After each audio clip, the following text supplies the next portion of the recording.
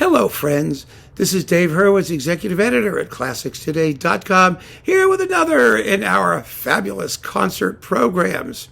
This is such a fun series. These are concert programs which we're never going to hear in real life, but which you can play at home for yourself and enjoy them on your own. And I think some of these, really bring together some marvelous pieces of music that you won't hear in this particular combination. Now, I've been doing series. I did a Nielsen cycle. I did a Martin News cycle. We're going to start a couple brand new cycles, which are all ready to go. But in the meantime, there are a couple programs I wanted to do just because I like them.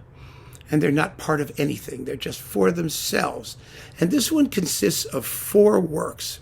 I call it Town and Country.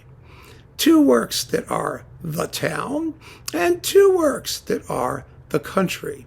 And I have designed these programs also so that theoretically an audience, if anyone ever dared to attempt them in real life, that an audience would actually come to see them, because they might find them, intriguing or interesting for whatever reason. So the first half consists of 2 works. John Ireland's A London Overture.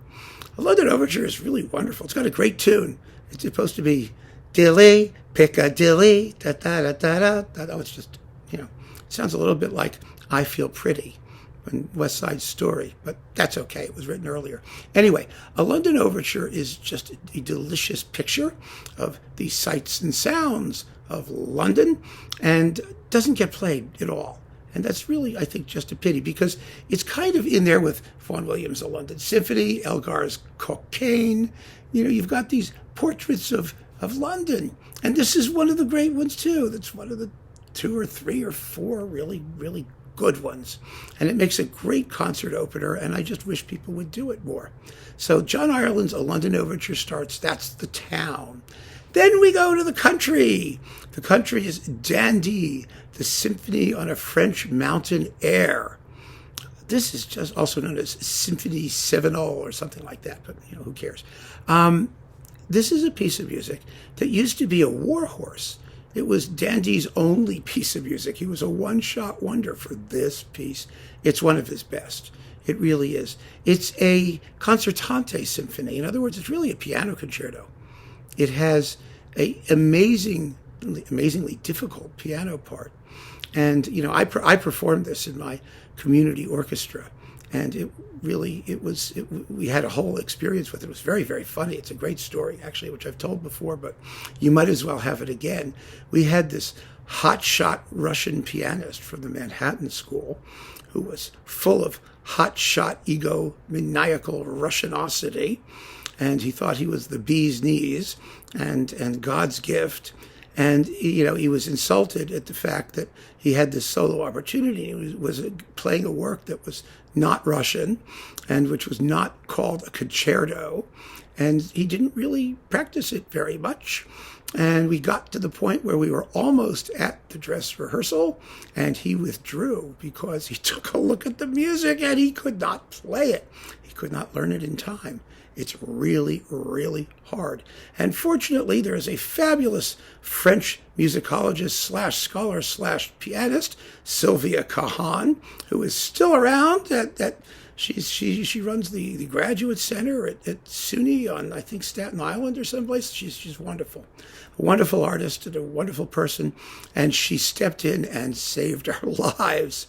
Because, and she played it, beautifully until the very end when there was one little mistake. It wasn't a big deal. No, it was really fascinating, to see somebody come in and play this piece and which has completely fallen by the wayside. I mean, it was recorded, I think Charles Dutoit made a recording of it with Jean-Yves Thibaudet, maybe. And before that, there was a famous Charles Munch recording, but it doesn't get done. And it's wonderful. And it's funny. The end is hilarious. It's one of the funniest endings in romantic music. And Dandy was not a humorist. That's one of the reasons this is one of his best pieces. So you get a hotshot soloist who has time to practice. Maybe find somebody who's willing to learn it and bring it back. Bring it back into the repertoire. My goodness, it's beautiful. It really deserves a major league comeback. So there's the Dandy. Then we have your intermission. And you go away and you come back, and we're reversing things. We're doing country and town instead of town and country.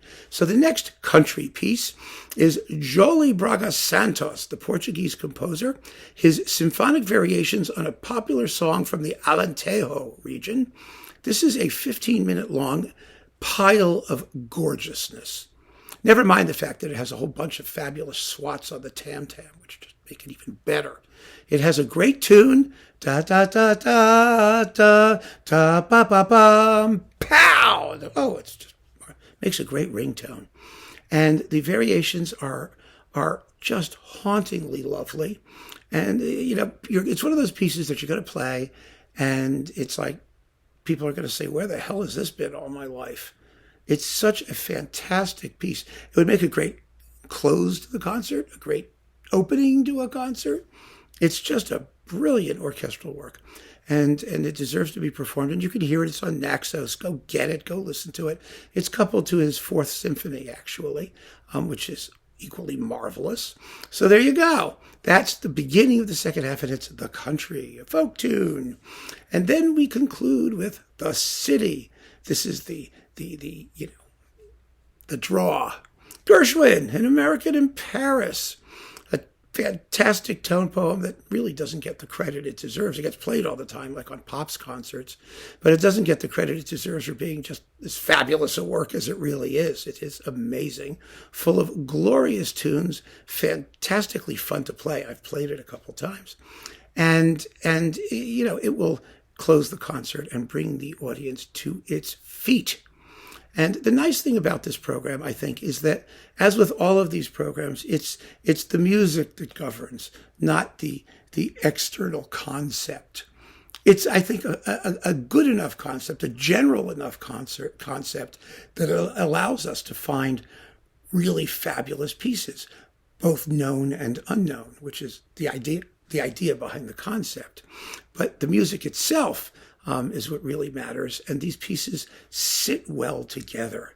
They're colorful, they're tuneful, they have a lot of variety, a lot of individual character. They cover the world. You get America and France and London and the French countryside and the Portuguese countryside. I mean, the whole point is to have variety, not sameness when you have these concepts. And so this is one of my little sort of ideas for a concept program. And I hope you'll take some time and listen to it at home if you can, because I think you'll really, really enjoy it. It's a lot of fun. I guarantee that. So keep on listening, friends. Thanks so much for joining me. Take care.